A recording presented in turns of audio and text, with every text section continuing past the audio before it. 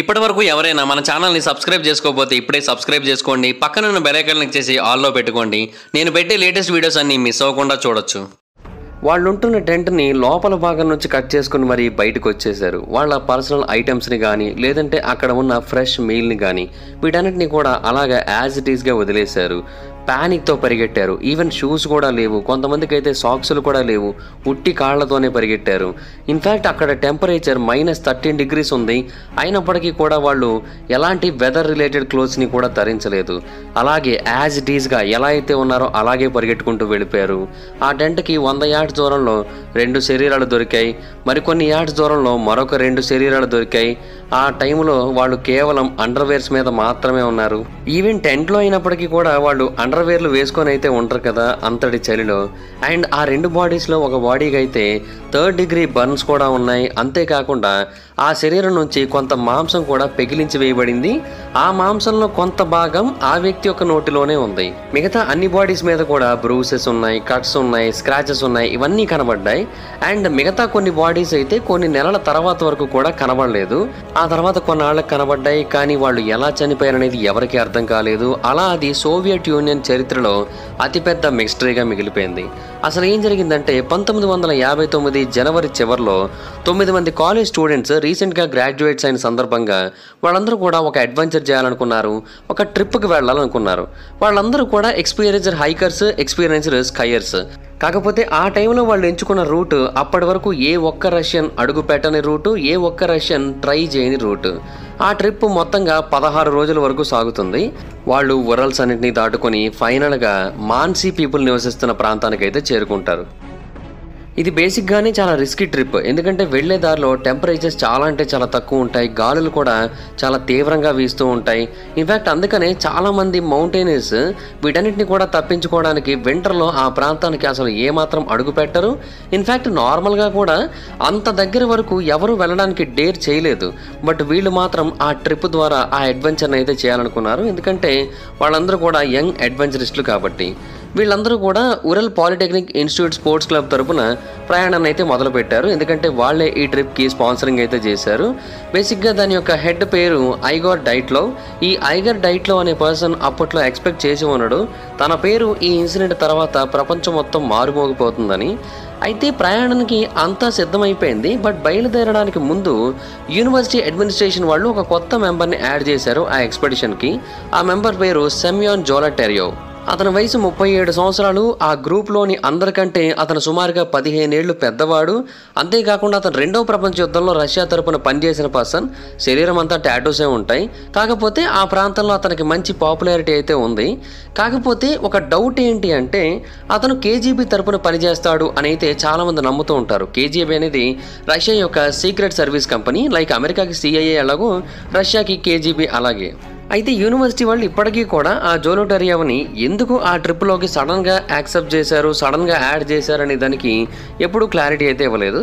But ఫైనల్గా జనవరి 23న ఆ group స్వెర్డోల్స్క్ అనే ఒక ప్రాంతం వైపు తమ ప్రయాణాన్ని అయితే స్టార్ట్ చేసింది. అలాగే వాళ్ళ యొక్క ఎక్స్పెడిషన్ స్టార్ట్ అయింది ఆ టైంలో.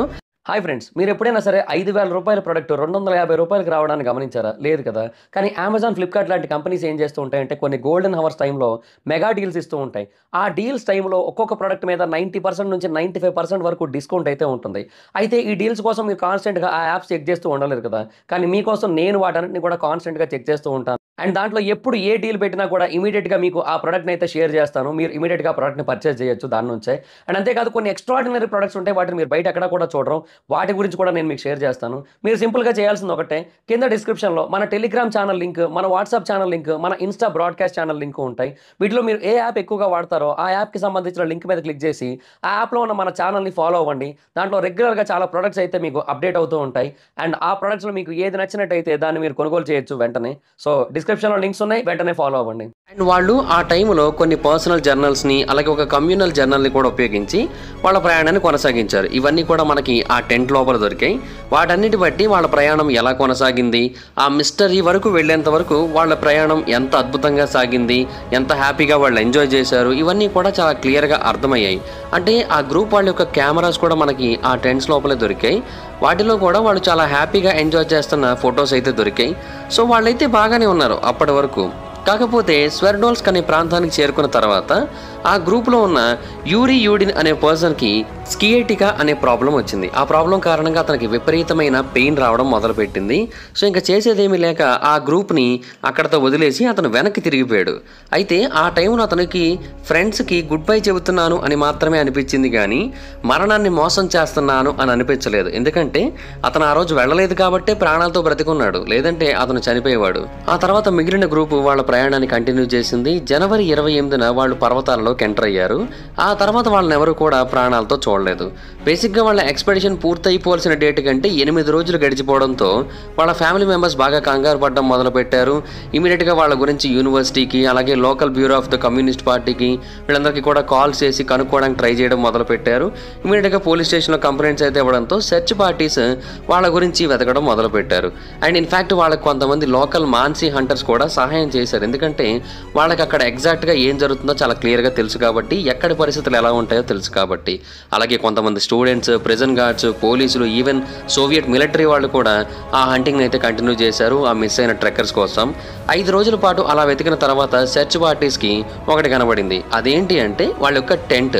ఆ టెంట్ని వాళ్ళు ఫిబ్రవరి 26న కనుగొన్నారు. ఆ టెంట్ ఎక్కడ ఉందంటే కోలాజ్ సైకిల్ లేదా డెడ్ మౌంటైన్ అని పిలుస్తూ ఉంటారు ఇంగ్లీష్లో. ఆ పర్వతం దగ్గర ఈ టెంట్ అయితే ఉంది. ట్రీ లైన్కి కొంచెం ఎత్తులో ఉంది ఆ టెంట్. అండ్ ఆ టెంట్ కూడా చాలా వరకు మంచులో కూరుకుపోయి ఉంది. ఆశ్చర్యకరమైన విషయం ఏంటంటే ఆ గ్రూప్ యొక్క ఎక్విప్మెంట్ అంతా కూడా అక్కడే ఉంది. అంటే ఏమాత్రం మూవ్ అవ్వలేదు. వాళ్ళకి కావాల్సిన అన్ని రకాల బూట్స్, డ్రెస్సెస్ అవన్నీ కూడా యాజ్ ఇట్ ఈస్గా ఉన్నాయి. ఆ రోజు రాత్రి హ్యాపీగా రిలాక్స్ అవ్వడానికి వాళ్ళు అన్ని రకాల అరేంజ్మెంట్స్ చేసుకున్నట్టుగా కూడా కనబడుతోంది.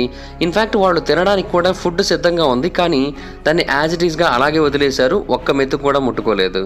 కానీ అక్కడ ఏ ఒక్కరి బాడీ కనబడలేదు. అండ్ ఆశ్చర్యకరమైన విషయం ఏంటంటే టెంట్ ఒకవైపు కట్ చేయబడి ఉంది. పోలీసులకు అర్థం కాలేదు ఎందుకని దాన్ని కట్ చేశారు అని. మేబీ ఎవరైనా బయట నుంచి దాన్ని కట్ చేసి లోపలికి వెళ్ళి వాళ్ళ మీద దాడి చేసి ఉండొచ్చేమో అని వాళ్ళు అనుకున్నారు. బట్ ఆ తర్వాత ఆ టెంట్ని పోలీస్ స్టేషన్స్లో స్టోర్ చేశారు కదా, ఆ టైంలో ఇన్వెస్టిగేటర్స్ ఆ టెంట్ని చెక్ చేసినప్పుడు ఆ టెంట్ లోపల నుంచి కట్ చేయబడింది అని వాళ్ళకి అర్థమైంది. సో ఇప్పుడు మిస్సింగ్ బాడీస్ గురించి వాళ్ళకు కొంచెం క్లారిటీ అయితే వచ్చింది, ఎందుకు మిస్ అయ్యారనే దాని గురించి. బేసిక్గా అక్కడ మొత్తంగా 9 మంది అయితే ఉన్నారు. వాళ్ళు చాలా స్ట్రాంగ్ రష్యన్ హైకర్స్. వాళ్ళ యొక్క ఓన్ టెంట్ని చీల్చుకొని బయటికి రావాల్సి వచ్చిందంటే ఖచ్చితంగా దేన్నో చూసి విపరీతంగా భయపడ్డారు. అండ్ అలా భయపడిన తర్వాత వాళ్ళ కోల్డ్ వెదర్ క్లోతింగ్ని కానీ, బూట్స్ని కానీ, ఫుడ్ని కానీ అన్నిటినీ అక్కడే వదిలేసి దూరంగా పరిగెట్టుకుంటూ వెళ్ళిపోయారు. అయితే వాళ్ళ శరీరాలు ఏమయ్యాయి? ఫర్దర్ ఇన్వెస్టిగేషన్లో వాళ్ళ యొక్క అడుగుల్ని బట్టి కొంచెం దూరం అలా ముందుకు వెళితే ఒక ట్రీ లైన్ కనబడింది. ఆ ట్రీ లైన్ వరకు వెళ్ళిన తర్వాత వాళ్ళకి ఆ అడుగులు అయితే ఆగిపోయాయి. ఇన్ఫ్యాక్ట్ కొంతమంది అయితే షూలు లేవు, సాక్స్ లేవు, ఉట్టి కాళ్ళతో నడుచుకుంటూ వెళ్ళిపోయారని ఆ ఫుట్ ప్రింట్స్ని బట్టి అర్థమైంది. అయితే అలా కొన్ని వందల యార్డ్స్ పాటు ముందుకు వెళ్ళిన తర్వాత 2 శరీరాలు అయితే కనబడ్డాయి. ఆ 2 కూడా ఒక చెట్టు కింద కనబడ్డాయి. అండ్ ఆ 2 శరీరాల పక్కన చిన్న క్యాంపింగ్ ఫైర్ కూడా ఉంది. అండ్ ఆ 2 శరీరాలు కూడా కేవలం అండర్వేర్ మీద మాత్రమే ఉన్నాయి. అఫ్ కోర్స్ ఆ క్యాంపింగ్ ఫైర్ అంతా కూడా పూర్తిగా చల్లారిపోయి ఉంది. అక్కడ ఒక చెట్టు ఉందని చెప్పాను కదా, ఆ చెట్టు మీద 12 నుంచి 15 అడుగుల ఎత్తులో ఇన్వెస్టిగేటర్స్కి చిరిగిపోయిన బట్టలు, అంతేకాకుండా చీలిపోయిన మనిషి చర్మం ఇవన్నీ కూడా దొరికాయి. అంతేకాకుండా పక్కనే కొన్ని బ్రోకెన్ బ్రాంచెస్ కూడా దొరికాయి.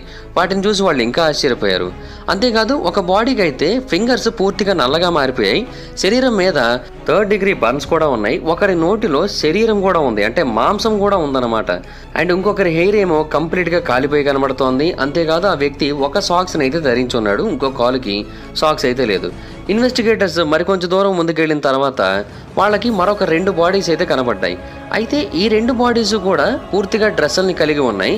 కాకపోతే వీళ్ళు వెనక్కి తిరిగి వస్తున్నట్టుగా కనబడుతోంది. అంటే ఆ టెంట్ వైపుకు వస్తున్న టైంలో వీళ్ళు చనిపోయినట్టుగా కనబడుతోంది. అండ్ అలాగా 5th బాడీ కొన్ని రోజుల తర్వాత ఇంకొక చోట కనబడింది. ఇతనికి కొన్ని గాయాలు కూడా ఉన్నాయి. ఇన్ఫ్యాక్ట్ స్కల్లో చిన్న ఫ్రాక్చర్ కూడా ఉంది. మొత్తం అన్ని బాడీస్కి కూడా కట్స్, బ్రూసెస్, స్క్రాచెస్ అయితే మాత్రం చాలా కామన్గా ఉన్నాయి. సో ఇన్వెస్టిగేటర్స్ అవన్నీ చూసి ఏమనుకున్నారంటే ఇక్కడ మేబీ ఏదైనా మారణకాండ జరిగి ఉండొచ్చు అని అభిప్రాయపడ్డారు. బట్ వాళ్ళలో ఏ ఒక్కరూ అలా చేసినట్టుగా ఎలాంటి ఆధారం కనబడలేదు, ఎలాంటి ఆయుధాలు కనబడలేదు, గొడవలు జరిగినట్టుగా కూడా ఎలాంటి సిచ్యువేషన్స్ కనబడట్లేదు. టాక్సికాలజీ రిపోర్ట్స్ కూడా కంప్లీట్గా క్లీన్గా ఉన్నాయి. బట్ అప్పటికి కేవలం 5 శరీరాలు మాత్రమే దొరికాయి కాబట్టి ఇంకొక 4 దొరికినట్టయితే ఈ మిస్టరీ వీడిపోతుంది అనుకున్నారు. బట్ అది కూడా అబద్ధమే అయింది. అంటే ఆ తర్వాత కొద్ది రోజులకి స్నో కరగడం మొదలుపెట్టింది. ఆ టైంలో ఒక మాన్సీ హంటర్ 200 250 అడుగుల దూరంలో, అంటే మొదట దొరికిన 2 శరీరాలకి 250 అడుగుల దూరంలో ఒక చిన్న ఐస్ షెల్టర్ని కనుగొన్నాడు. అది చూడడానికి ఇగ్లూలా కనబడుతూ ఉంటుంది. దాని లోపల కొన్ని చెట్టు కొమ్మలు ఉన్నాయి, అంతేకాకుండా కొన్ని డ్రెస్సులు ఉన్నాయి, అంతేకాకుండా ఒక హాఫ్ స్వెటర్ కూడా ఉంది. అండ్ అవన్నీ కూడా ఆల్మోస్ట్ చిరిగిపోయే ఉన్నాయి, ఏవి కూడా ప్రాపర్ కండిషన్లో లేవు. అయితే అథారిటీస్ ఆ ప్రాంతంలో ఉన్న స్నోని వెతకడం మొదలుపెట్టిన తర్వాత వాళ్ళ కొద్ది దూరంలోనే 4 మిస్ అయిన శరీరాలు అయితే స్నో లోపల 10 అడుగుల లోతులో కనబడ్డాయి. అండ్ వాళ్ళందరి మీద కూడా రాళ్ళు కూడా ఉన్నాయి. అలాగే వాళ్ళందరూ కూడా చనిపోయారు. ఒకరికైతే హెడ్ ఇంజరీ కూడా జరిగింది. ఇన్ఫ్యాక్ట్ వాళ్ళకి ఎంత దారుణంగా హెడ్ ఇంజరీ జరిగిందంటే హెడ్లోని కొన్ని బోన్స్ డైరెక్ట్గా బ్రెయిన్లోకి వెళ్ళిపోయాయి. అంతటి దారుణమైన ఇంజురీస్ అయ్యాయి వాళ్ళకి. అండ్ ఇద్దరికేమో చెస్ట్ మీద స్టోన్స్ పడ్డాయి, చెస్ట్ క్రష్ అయిపోయాయి, కొన్ని మల్టిపుల్ బ్రోకెన్ రిబ్స్ అయితే ఉన్నాయి వాళ్ళ బాడీస్లో. అంతేకాదు ఒక వ్యక్తికి ఏమో రైట్ వెంట్రికల్ పూర్తిగా హార్ట్లోకి వెళ్ళిపోయింది. అంతేకాకుండా లిప్స్ కూడా మిస్ అయ్యాయి ఇంకొక పర్సన్కి ఏమో ice, tongue, upper lip miss అయ్యాయి. ఇలాగా చాలా రకాల దారుణాలు జరిగాయి. మెడికల్ ఎగ్జామినర్ వాళ్ళందరినీ చూసి ఏమని తెలియజేశారంటే చాలా సివియర్ కార్ క్రాష్ జరుగుతుంది కదా, అలాంటి క్రాష్ జరిగినప్పుడు ఎలాంటి ఇంజురీస్ అయితే వస్తాయో అలాంటి ఇంజురీస్ వీళ్ళకి వచ్చాయి అని తెలియజేశాడు. అండ్ ఆ బాడీస్ మీద కూడా కొంతవరకు డ్రెస్సింగ్ అయితే ఉంది, బట్ కొంత అయితే కట్ అయిపోయి, కొంత అయితే చిరిగిపోయి ఇలా కనబడింది. బట్ ఒకటైతే అర్థమైంది, మొదట చనిపోయిన 5 కంటే వీళ్ళు ఇంకొంచెం ఎక్కువ కాలం పాటు సర్వైవ్ అయ్యారనే విషయం అయితే మాత్రం వీళ్ళకి అర్థమైంది. అయితే తర్వాత అర్థం కాని ఇంకొక మిస్టరీ ఏంటంటే కొన్ని క్లోత్స్లో చాలా హై లెవెల్స్ ఆఫ్ రేడియేషన్ ఉంది. రేడియోలాజికల్ ఎక్స్పర్ట్స్ కూడా ఈ విషయాన్ని కన్ఫర్మ్ చేశారు. ఎక్స్పర్ట్ తెలియజేసింది ఏంటంటే ఆ ప్రాంతంలో ఒక వాటర్ స్ట్రీమ్ ఉంది. ఆ వాటర్ స్ట్రీమ్లో ఉన్న వాటర్లో బాడీస్ కొన్ని నెలల పాటు కంటిన్యూస్గా ఎక్స్పోజ్ అయ్యాయి. దాని కారణంగా మేబీ వాటిలో ఒరిజినల్ రేడియేషన్ లెవెల్స్ కంటే కొంచెం ఎక్కువ రేడియేషన్ లెవెల్స్ ఉండి ఉండొచ్చు అని అయితే అతను తెలియజేశాడు. బట్ ఫైనల్గా ఇన్వెస్టిగేషన్ మే 28న క్లోజ్ అయిపోయింది. మొదట్లో ఈ ప్రాంతంలో మారణకాండ జరిగి ఉండొచ్చు అన్నారు. ఆ తర్వాత ఆ 9 మంది ప్రమాదం కారణంగా చనిపోయారన్నారు. వాళ్ళు హత్యకైతే గురి కాలేదు అని తెలియజేశారు. అంటే అట్లీస్ట్ మనుషుల చేత చంపబడలేదు అని అయితే వాళ్ళు తెలియజేశారు. ఆ తర్వాత ఇండిపెండెంట్ ఇన్వెస్టిగేషన్ స్టార్ట్ అయ్యాయి ఈ ఇన్సిడెంట్ మీద. ఆ టైంలో కొన్ని వేరు థీరీస్ బయటకు వచ్చాయి, కొన్ని డజన్స్ ఆఫ్ థీరీస్ బయటకు వచ్చాయి వాళ్ళకి ఏమై ఉండొచ్చు అనే విషయం మీద. అంటే ఏం జరిగి ఉంటే ఆ 9 మంది వాళ్ళ టెంట్ని చీల్చుకొని చుట్టూ ఉన్న బట్టల్ని, షూస్ని వీటన్నిటి వేసుకోవడం మానేసి అక్కడ నుంచి పరిగెట్టి ఉండొచ్చు. మేబీ ఏదైనా పెద్ద బ్లెజర్ లాంటిది వచ్చి ఉండొచ్చా, అందుకే వాళ్ళు పారిపోయారా అనే అనుమానం చాలా మందికి వచ్చింది. అండ్ వాళ్ళ డ్రెస్సుల మీద హై లెవెల్స్ ఆఫ్ రేడియేషన్ ఉంది. అదెందుకు ఉంది? వాళ్ళ బాడీస్ చాలా వరకు విరిగిపోయాయి, అలా ఎందుకు జరిగింది? ఒకరి శరీరం మీద 3rd డిగ్రీ బర్న్స్ ఉన్నాయి, అలా ఎందుకు జరిగింది? ఇలాగ చాలా రకాల ప్రశ్నలు అయితే వినిపించాయి. అండ్ వాటి చుట్టూ చాలా రకాల థియరీస్ అయితే రావడం స్టార్ట్ చేశాయి.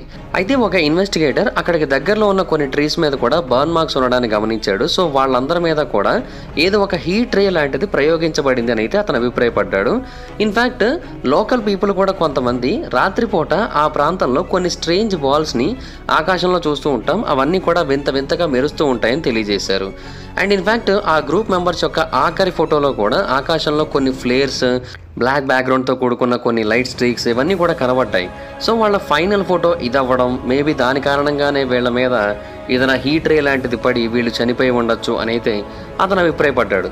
ఇంకొంతమంది ఏమో యతి వాళ్ళ మీద దాడి చేసి ఉండొచ్చని అభిప్రాయపడ్డారు. ఎందుకంటే ఆ గ్రూప్ మెంబర్స్ యొక్క ఫొటోస్లోని ఒక ఫోటోలో ఒక డార్క్ మరియు హల్కింగ్ ఫిగర్ కూడా చెట్ల వెనక దాక్కొని కనబడింది. మేబీ అది యతి అయి ఉండొచ్చని అభిప్రాయపడ్డారు. బట్ యతికి సంబంధించిన అడుగులు కానీ ముద్రలు కానీ ఏవి కూడా ఆ ప్రాంతంలో కనబడలేదు. అయితే ఆ టైంలో అమెరికన్స్ చేసి ఉండొచ్చు అనే ఒక థియరీ కూడా వినపడింది. ఎందుకంటే 37 ఏళ్ల సెమియోన్ జోలటరియోని వాళ్ళతో పాటుగా లాస్ట్ మినిట్లో యాడ్ చేసి పంపించారు కదా. ఇన్ఫ్యాక్ట్ అతను కేజీబీ తరపున పనిచేస్తున్నాడని కూడా చాలామందికి అనుమానం అయితే ఉంది. 2వ ప్రపంచ యుద్ధం తర్వాత అతనికి చాలా గ్యాప్ కూడా వచ్చింది కదా. సో అలాంటి ఒక ఇంటెలిజెన్స్ ఏజెన్సీ తరపున పనిచేస్తున్న వ్యక్తిని వాళ్ళతో పాటుగా పంపారు అంటే డెఫినెట్గా అక్కడ ఏదో రాంగ్ అయితే జరిగింది. అండ్ అతని గురించి తెలుసుకున్న సిఐఏ ఆపరేటివ్స్ కానీ అమెరికన్ మెర్సనరీస్ కానీ అతన్ని చంపడానికి వచ్చి అతనితో పాటుగా వీళ్ళని కూడా చంపేసి ఉండొచ్చా అని కూడా కొంతమంది అభిప్రాయపడ్డారు. అండ్ ఇంకొంతమంది ఏమన్నారంటే బేసిక్గా అసలు ఆ ప్రాంతానికి ఆ స్టూడెంట్స్ని అతన్ని పంపింది ఒక సీక్రెట్ సోవియట్ వెపన్ని టెస్ట్ చేయడానికి. అండ్ ఆ టైంలో మిసైల్ లాంచ్ జరిగింది, బట్ దాని కారణంగా కొన్ని ప్రమాదాలు జరిగి డెబ్రిస్ అంతా కూడా వాళ్ళ టెంట్ మీద పడిపోయింది. అండ్ ఆ టైంలో ఆ గ్రూప్ అంతా కూడా అక్కడ నుంచి పరిగెట్టి పారిపోయారు, అందుకే వాళ్ళు చనిపోయారని తెలియజేశారు. అందుకే కొంతమంది శరీరాల మీద 3rd డిగ్రీ బర్న్స్ కూడా ఉండి ఉండొచ్చు అని అయితే కొంతమంది అభిప్రాయపడ్డారు. ఇది మేబీ ప్రూవ్ చేస్తోంది కూడా దాన్ని. కాకపోతే ఏంటంటే ఒక పొటెన్షియల్ కేజీబీ ఏజెంట్ని పంపి స్టూడెంట్స్ అందరినీ కూడా ఎందుకు చంపడానికి ట్రై చేస్తారనేది చాలామందికి అర్థం కాని ఒక క్వశ్చన్. అయితే యూడిన్ మధ్యలో తిరిగి వచ్చేసాడు. మరి అతను ఎందుకు తిరిగి వచ్చేసాడు? ఒకవేళ ఇది కనుక సీక్రెట్ ప్రోగ్రామ్ అయ్యుండి వీళ్ళందరినీ కూడా కావాలని పంపినట్టయితే ఎలాంటి ప్రాబ్లం వచ్చినప్పటికీ కూడా అతను అక్కడ నుంచి అలా కంటిన్యూ అయ్యేవాడే తప్ప వెనక్కి వచ్చేవాడు కాదు కదా అనేది చాలామంది పాయింట్. అయితే ఎగ్జాక్ట్గా ఏం జరిగిందనేది అప్పుడు ఎవరికి అర్థం కాకపోయినప్పటికీ తర్వాత కొన్నాళ్ళకి మాత్రం దీని గురించి ఒక క్లారిటీ అయితే వచ్చింది. అది 2019వ సంవత్సరంలో జరిగింది. 2019లో ఈ కేసుని మళ్ళీ ఇన్వెస్టిగేషన్ కోసం రీఓపెన్ చేశారు. ఆ టైంలో దీన్ని ప్రాసిక్యూట్ చేసింది ఆండ్రై కురియాకోవ్ అనే ఒక పర్సన్. ఆయన ఒక కొత్త థియరీని అయితే ప్రతిపాదించాడు. ఆయన ఫోటోగ్రామెట్రీని ఉపయోగించి చాలా ప్రాపర్ ఇన్వెస్టిగేషన్ చేశాడు. ఆ సీన్స్ని, ఆ ఫొటోస్ని అండ్ వాళ్ళ టెంట్ దొరికిందని చెబుతున్న ప్రాంతాన్ని వీటన్నిటిని కూడా చాలా ప్రాపర్గా అతను స్టడీ చేసినప్పుడు ఆ టెంట్ ఎక్కడైతే వాళ్ళకి దొరికింది అని వాళ్ళు చెబుతున్నారో ఆ ప్రాంతం కంటే దాని యొక్క రియల్ లొకేషన్ కొన్ని వందల అడుగుల దూరంలో వేరే ఎత్తైన ప్రదేశంలో ఉంది అని అతను కన్ఫర్మ్ చేశాడు. ఇది అతను టెక్నికల్గా ప్రూవ్ చేశాడు కూడా. అండ్ ఆ టైంలో వాళ్ళ టెంట్ ఎక్కడ ఉంది అంటే ఆ కొండ యొక్క అప్పర్ పార్ట్ దగ్గర ఉంది. మెయిన్గా చెప్పాలంటే చాలా స్టీపర్ సెక్షన్ దగ్గర ఉంది. అంటే వెదర్ రిపోర్ట్స్ని బట్టి కూడా ఆ టైంలో విండ్స్ చాలా బలంగా వేస్తుందని అయితే మనకు క్లారిటీ వచ్చింది. గంటకి 105 కిలోమీటర్ల వేగంతో విండ్స్ వేస్తున్నాయి, అది కూడా -30 డిగ్రీస్ ఫారెన్హీట్ టెంపరేచర్లో. సో ఆ టైంలో ఆ హైకర్స్ వాళ్ళని వాళ్ళు కాపాడుకోవడం కోసం ఆ కొండ యొక్క స్టీపర్ సెక్షన్ దగ్గర ఆ టెంట్ని ఏర్పాటు చేసుకున్నారు. అలా చేసుకోవడం వలన వాళ్ళని వాళ్ళు కాపాడుకోవచ్చు అని వాళ్ళు అభిప్రాయపడ్డారు. ఒకవేళ కింద కనుక ఉన్నట్టయితే ఆ మంచంతా కూడా నేరుగా వాళ్ళ మీదకి వచ్చేస్తుంది, అప్పుడు వాళ్ళకి ప్రాబ్లం అవుతుందనే ఉద్దేశంతో ఆ కొండ మీదే కొంచెం ఎత్తైన ప్రాంతంలో ఆ కొండ బెండ్ అయి ఉన్న చోట దాన్ని ఏర్పాటు చేసుకున్నారు. అలాగే వాళ్ళని వాళ్ళు కాపాడుకుందాం స్ట్రాంగ్ విండ్స్ నుంచి అనుకున్నారు. బట్ అలా చేయడమే వాళ్ళ ప్రాణాలు తీసిందని తెలియజేశాడు. అంటే అలా చేయడం వల్ల ఏమైపోయిందంటే చుట్టూ మంచు విపరీతంగా పేరుకుపోవడం మొదలుపెట్టింది. అలాగే కొన్ని గంటల టైం గడిచేసరికి 3 అడుగుల థిక్నెస్ ఉన్న మంచు అక్కడ పేరుకుపోయి ఒక్కసారిగా వాళ్ళ టెంట్ మీద పడింది. అందుకని వాళ్ళు ఇమీడియట్గా అందులోంచి బయటకు పరిగెట్టారు. ఇన్ఫ్యాక్ట్ కొన్ని వేల పౌండ్ల మంచు ఒక్కసారిగా వాళ్ళ మీద పడేసరికి వాళ్ళలో చాలా మందికి చాలా సివియర్ ఇంజురీస్ అయ్యాయి. ఈ హెడ్ ఫ్రాక్చర్స్ కానీ లేదంటే సివియర్ ఫ్రాక్చర్స్ కానీ వీటి ద్వారా మనం ఎక్స్ప్లెయిన్ చేయొచ్చు. అంటే ముందు చనిపోయిన వాళ్ళకి చెప్తున్నాను నేను. దూరంగా చనిపోయిన నలుగురికి అయితే అక్కడ సెపరేట్గా స్టోన్స్ ఉండి వాళ్ళకి సెపరేట్గా డ్యామేజ్ అయ్యాయి. బట్ ముందు చనిపోయిన వాళ్ళకి ఈ ఫ్రాక్చర్స్ ఎందుకు జరిగాయి అనే దానికి ఈ కైండ్ ఆఫ్ ఎక్స్ప్లెనేషన్ని మనం యాక్సెప్ట్ చేయొచ్చు. అంత వెయిట్ పడడం వలన ఈవెన్ వాళ్ళ యొక్క ప్రొటెక్టివ్ ఎక్విప్మెంట్ తీసుకునే టైం కూడా లేకుండా అక్కడ నుంచి పరిగెట్టుకుంటూ పారిపోయారు. ఆ టెంట్ను కోసుకొని కొంతమంది, బయటికి పరిగెట్టుకొచ్చి కొంతమంది. అంటే వాళ్ళందరూ ఏమని భయపడ్డారంటే ఇలాగ మంచు ఒక్కసారిగా కిందకి పడుతున్నప్పుడు నెక్స్ట్ వచ్చేది అవలాంచే అని భయపడ్డారు. వాళ్ళందరూ హైకర్సే, వాళ్ళకి తెలుసు సాధారణంగా ఇలాంటి పరిస్థితుల్లో ఏం జరుగుతుందో. సో ఇవన్నీ జరిగాయి కాబట్టి నెక్స్ట్ ఖచ్చితంగా అవలాంచే వస్తుందని వాళ్ళు అభిప్రాయపడ్డారు. బట్ వాళ్ళ అదృష్టం కొద్దీ అవలాంచే రాలేదు ఆ టైంలో. సో సర్వైవ్ అవ్వడానికి చెట్లు మాత్రమే ఏకైక ఆప్షన్ అన్న ఉద్దేశంతో వాళ్ళు దగ్గరగా ఉన్న చెట్ల దగ్గరికి అయితే వెళ్ళిపోయారు. అండ్ వాళ్ళ క్లోత్స్ని తీసుకోవడానికి కానీ గేర్ని తీసుకోవడానికి కానీ వాళ్ళ దగ్గర టైం అయితే లేదు. అండ్ ఆ ప్రాంతంలోనే మనకి 2 శరీరాలు దొరికాయి. ఆ ప్రాంతంలో వాళ్ళు మంటను ఏర్పాటు చేసుకున్నారు. అండ్ పైనున్న చెట్ల కొమ్మల్ని విరిచి తేవడం కోసం ఒక 2 పైకి ఎక్కారు కూడా. ఆ టైంలో వాళ్ళ చర్మం కొంత ఆ చెట్టుకు చిరిగిపోయింది. ఆ తర్వాత వాళ్ళ డ్రెస్సెస్ కూడా అక్కడ చిరిగిపోయాయి. అవి మనకి ఆ తర్వాత దొరికిన వాటిని జస్టిఫై చేస్తున్నాయి. ఆ టైంలో చాలా భారీ స్థాయిలో గాలులు వీస్తూ ఉండడం వలన అక్కడ ఉన్న ఫైర్ వాళ్ళకి సరిపోకపోవడం వలన 2 హైపోథెర్మియా కారణంగా చనిపోయారు. అండ్ అలా చనిపోయిన వాళ్ళ యొక్క బాడీస్కి ఆ 3rd డిగ్రీ బర్న్స్ కూడా వచ్చి ఉండొచ్చు. అంటే కొంతమంది ఇంకా వెచ్చదనం కోసం డైరెక్ట్గా మంటల్లోనే చేతులు పెట్టి ఉండొచ్చు, లేదంటే చనిపోయిన తర్వాత వాళ్ళు ఆ మంటల మీద పడిపోయి ఉండొచ్చు. అలా 3rd డిగ్రీ బర్న్స్ వాళ్ళ శరీరం మీద చేరుకున్నాయని అతను తెలియజేశాడు. ఒక వ్యక్తి నోటిలో శరీర మాంసం ఉంది కదా, ఆ మాంసం ఎందుకు వచ్చిందంటే డెలిరియం కారణంగా అని తెలియజేశాడు. అంటే ఆ టైంలో విపరీతమైన చలిని తట్టుకోలేక తమ శరీరాన్ని వాళ్లే కొరికేసుకుంటూ ఉంటారు. అలా చేయడం వల్లనే మాంసం నోటి లోపలికి వచ్చి ఉండొచ్చు అని తెలియజేశారు. అయితే వీళ్ళిద్దరూ చనిపోయిన తర్వాత ఇంకా వీళ్ళు ఎలాగో చనిపోయారు కాబట్టి వాళ్ళకైనా సరే కొంచెం బట్టలు ఉన్నట్టయితే వాళ్ళకి చలి ఆగుతుందన్న ఉద్దేశంతో వాళ్ళిద్దరి బట్టలను తీసేసి మిగతా వాళ్ళు ధరించారు. అందుకే వాళ్ళ ఒంటి మీద బట్టలు లేవు, కేవలం అండర్వేర్ మాత్రమే ఉంది. అండ్ ఆ టైంలో గ్రూపు 4:3గా డివైడ్ అయింది. ముగ్గురేమో మళ్ళీ టెంట్ దగ్గరికి వెళ్ళి వాళ్ళ యొక్క కోల్డ్ వెదర్ గేర్ని, సప్లైస్ని తిరిగి తీసుకురావాల్సి ఉంటుంది. మిగతా 4 కూడా సేఫ్ పాయింట్ని కనుక్కోవడానికి ముందుకు ప్రయాణించారు. అయితే అవలాంచే రావట్లేదన్న ఉద్దేశంతో మిగతా 4 ముందుకు వెళ్ళిపోయారు. వీళ్ళు సేఫ్గా తిరిగి వచ్చేస్తారని అనుకున్నారు. బట్ ఈ ముగ్గురు వెనక్కి ప్రయాణిస్తున్న టైంలో వాళ్ళు మంచు కారణంగా, విపరీతమైన చల్లదనం కారణంగా చనిపోయారు. ఎందుకంటే వాళ్ళకి వేరే ఆప్షన్ లేదు చనిపోవడం తప్ప. అక్కడ అంతటి దారుణమైన టెంపరేచర్స్ ఉన్నాయి అక్కడ. అండ్ మిగతా 4 కొంచెం దూరం దూరం ముందుకెళ్ళిన తర్వాత వెచ్చదనం కోసం వాళ్ళు ఒక చిన్న సర్వైవల్ షెల్టర్ లాంటి దాన్ని ఏర్పాటు చేసుకున్నారు, వాళ్ళకి విపరీతంగా మంచు కురవకుండా ఉండేందుకు. అండ్ ఆ టైంలో కూడా వాళ్ళని దురదృష్టం వెంటాడిందనే చెప్పాలి. వాళ్ళు ఏ ప్రాంతంలో అయితే ఆ షెల్టర్ని ఏర్పాటు చేసుకున్నారో ఆ ప్రాంతం కింద భాగంలో ఒక పెద్ద స్ట్రీమ్ ఉంది. అంటే మంచు కింద కూడా ఒక ఐస్ వాటర్ స్ట్రీమ్ ఉంటుంది. ఆ స్ట్రీమ్ మీద వీళ్ళు ఏర్పాటు చేసుకున్నారు. ఈ పర్టికులర్ స్ట్రీమ్ వింటర్లో గడ్డగట్టదు, అది అలా ఫ్లో అవుతూనే ఉంటుంది, స్నోని ఐస్ని తనతో పాటుగా కలుపుకుంటూ. వీళ్ళు అక్కడే ఏర్పాటు చేసుకోవడం వలన అది వెంటనే కూలిపోయి వాళ్ళ నలుగురు కూడా దాని లోపల నుంచి కిందకు పడిపోయారు. దాని యొక్క వెయిట్ని తట్టుకోలేకపోయింది. అలాగే వాళ్ళ నలుగురు కూడా కిందకు పడిపోయారు. అండ్ వాళ్ళ మీద చాలా హెవీ వెయిట్తో కూడుకున్న స్నో అండ్ స్టోన్స్ పడిపోయాయి. అలాగా వాళ్ళ బాడీస్ మీద టూ మచ్ ఇంజురీస్ అయితే జరిగాయి. అండ్ ఆ ప్రాంతంలో కొన్ని జంతువులు తిరుగుతూ ఉంటాయి, ముఖ్యంగా వోల్వ్స్ లాంటివి ఎక్కువగా తిరుగుతూ ఉంటాయి. అవి వాళ్ళ శరీరంలో మిస్ అయిన పార్ట్స్ని తినేసి ఉండొచ్చు అని అయితే అభిప్రాయపడ్డారు. బట్ ఆ రేడియేషన్ మిస్టరీకి ఆన్సర్ ఏంటి అంటే దానికి కూడా ఒక జవాబు ఉంది అతని దగ్గర. అంటే బ్యాక్గ్రౌండ్ ఇన్ఫో చేస్తే తెలిసింది ఆ స్కైయర్స్ గురించి. ఆ హైకర్స్లో ఒకరు ఈ ప్రపంచంలోని అత్యంత వరస్ట్ న్యూక్లియర్ యాక్సిడెంట్ జరిగిన మాయక్ న్యూక్లియర్ కాంప్లెక్స్లో పనిచేశారు. అది ఎక్స్ప్లోడ్ అయిన టైంలో రేడియో యాక్టివ్ వేస్ట్ సుమారుగా 200 మైళ్ళ నార్త్ వరకు స్ప్రెడ్ అయింది. అండ్ ఆ టైంలో చాలా పెద్ద సంఖ్యలో రేడియేషన్ బయటికి రిలీజ్ అయింది. ఇన్ఫ్యాక్ట్ చాలా మందిని కాపాడడానికి కూడా ఆ హైకర్ హెల్ప్ చేశాడు, అక్కడ క్లీనప్కి కూడా హెల్ప్ చేశాడు. సో అందువలన అతని యొక్క డ్రెస్ మీద విపరీతమైన రేడియేషన్ ఉండుండొచ్చు. అలాగే ఇంకొక హైకర్ కూడా బ్లాస్ట్ జరిగిన ప్రాంతానికి చెందిన కంటామినేటెడ్ జోన్లో ఉన్నాడు. అలాగా అతని డ్రెస్సెస్ మీద కూడా రేడియో యాక్టివిటీ లెవెల్స్ విపరీతంగా ఉండి ఉండొచ్చు. అందుకని వాళ్ళ పర్సనల్ క్లోతింగ్ మీద మనకి రేడియో యాక్టివ్ థింగ్స్ అనేవి చాలా ఎక్కువగా కనబడుతూ ఉండొచ్చు అని తెలియజేశారు. అయితే ఎక్స్ప్లెనేషన్ అందరినీ సాటిస్ఫై చేసిందని చెప్పను కానీ ఇప్పటికీ కూడా most realistic and best plausible ఎక్స్ప్లెనేషన్గా అందరూ కూడా దీన్నే చెబుతూ ఉంటారు. ఆ రోజు ఆ 9 మంది హైకర్స్కి ఇదే జరిగి ఉండొచ్చని చాలామంది అభిప్రాయపడుతూ ఉంటారు. బట్ ఎగ్జాక్ట్గా 100% యాక్యురసీతో ఏం జరిగిందనేది మనమైతే చెప్పలేం. ఎవరైతే చనిపోయారో ఆ 9 మంది మాత్రమే చెప్పగలరు.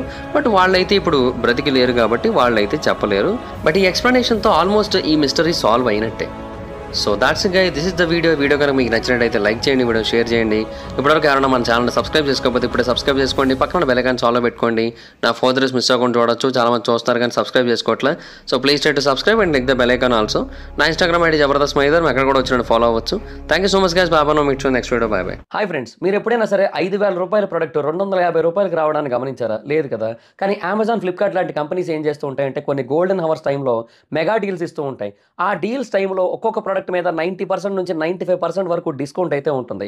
అయితే ఈ డీల్స్ కోసం మీరు కాన్స్టెంట్గా ఆ యాప్స్ చెక్ చేస్తూ ఉండలేదు కదా. కానీ మీకోసం నేను వాటన్నిటిని కూడా కాన్స్టెంట్గా చెక్ చేస్తూ ఉంటాను. అండ్ దాంట్లో ఎప్పుడు ఏ డీల్ పెట్టినా కూడా ఇమీడియట్గా మీకు ఆ ప్రోడక్ట్ని అయితే షేర్ చేస్తాను. మీరు ఇమీడియట్గా ఆ ప్రోడక్ట్ని పర్చేస్ చేయొచ్చు దాని నుంచే. అండ్ అంతేకాదు కొన్ని ఎక్స్ట్రాడినరీ ప్రొడక్ట్స్ ఉంటాయి, వాటిని మీరు బయట ఎక్కడ కూడా చూడరు. వాటి గురించి కూడా నేను మీకు షేర్ చేస్తాను. మీరు సింపుల్గా చేయాల్సింది ఒకటే, కింద డిస్క్రిప్షన్లో మన టెలిగ్రామ్ ఛానల్ లింక్, మన వాట్సాప్ ఛానల్ లింక్, మన ఇన్స్టా బ్రాడ్కాస్ట్ ఛానల్ లింక్ ఉంటాయి. వీటిలో మీరు ఏ యాప్ ఎక్కువగా వాడతారో ఆ యాప్కి సంబంధించిన లింక్ మీద క్లిక్ చేసి ఆ యాప్లో ఉన్న మన ఛానల్ని ఫాలో అవ్వండి. దాంట్లో రెగ్యులర్గా చాలా ప్రొడక్ట్స్ అయితే మీకు అప్డేట్ అవుతూ ఉంటాయి. అండ్ ఆ ప్రొడక్ట్స్లో మీకు ఏది నచ్చినట్టయితే దాన్ని మీరు కొనుగోలు చేయొచ్చు వెంటనే. సో డిస్క్రిప్షన్లో లింక్స్ ఉన్నాయి, వెంటనే ఫాలో అవ్వండి.